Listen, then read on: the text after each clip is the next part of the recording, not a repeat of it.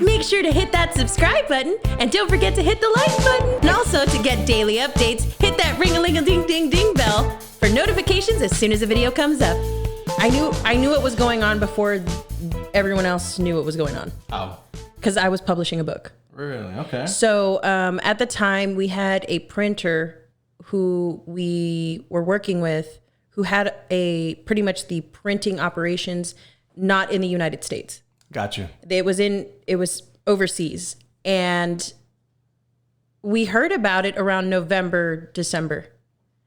We knew. Yeah. Like my company knew. And we're just sitting there like, well, is this a thing? Is this just a localized thing? And then the company we were working with just was not giving us a lot of details. And that was disconcerting to me. Yeah. Because we had a deadline. And then the first deadline got missed because these printers were just not having now that we see how everything's played out, we weren't the only ones that were missing information. Right. Like now I'm like, oh, okay, this was across the board. People were just not getting information. If you were doing any type of work overseas in any way, you were not getting any information until the rest. Pretty much in January, I felt something was up. But, at the time I had gone to the hospital for issues with surgery that I had a year prior, medical stuff. And it was just interesting because, I kind of knew what was going on. I was aware, my family, my parents worked at a hospital for many, many years. And so we kind of, we were having these conversations, but it didn't become a really, really big deal until, it started coming over here. Interesting, because I was listening to a YouTube video with Elon Musk, and he's such a trip. When is everything getting back to normal? And he was like, well, it's already getting back to normal because they have plants over there. They have Tesla plants. They have his plants, all that stuff over there. I don't believe him for a second. And everything's already getting back to normal. Like the first ones that are going to know are the ones that have these massive companies across seas. I'm going to tell you right now, I work for a corporation and they're telling us it's not going to get back to normal anytime soon. You don't think so? No, they've told us.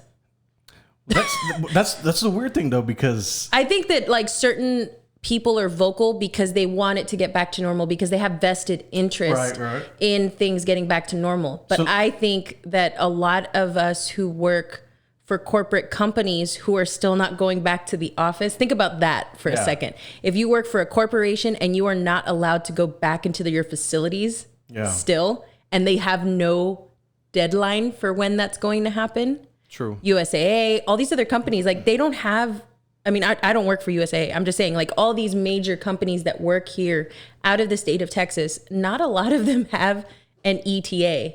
They are just telling us overall, they're telling a lot of people this is going to be a while.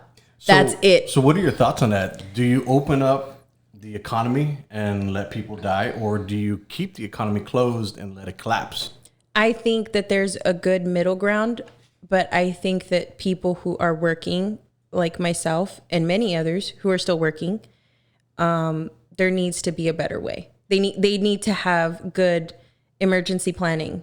I think the reason why everybody looked at HEB the way they have is because, surprising, not saying they're perfect, but they sure as heck had a good emergency plan in place for the things that happened. Yeah, they were just fast.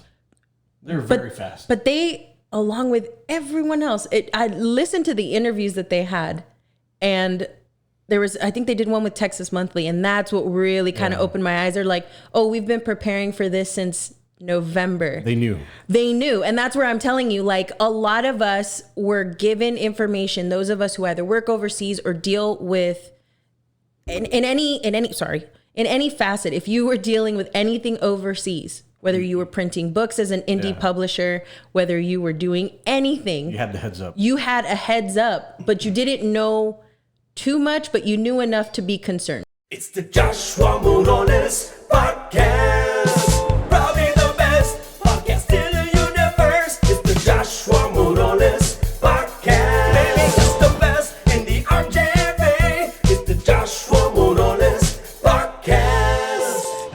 Make sure to hit that subscribe button. And don't forget to hit the like button. And also to get daily updates, hit that ring-a-ling-a-ding-ding-ding bell for notifications as soon as a video comes up.